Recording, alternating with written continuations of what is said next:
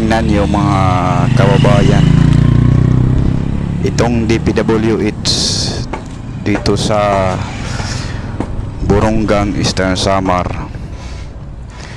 Tingnan nyo ang gamit nilang pison. Tingnan nyo mabuti, oh. Yan ang pison nila dito ngayon. 200 trillion ang pondo ng DPWH,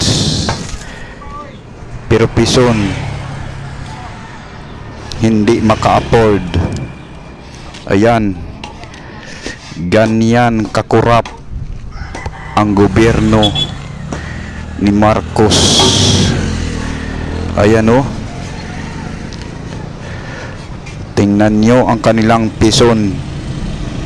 Inuumpagan lang ng bakal, binabagsakan ng bakal. Ayan, oh. Pison nila yan. Ayan, pison. Binabagsakan ng malapad na bakal yung halong espalto.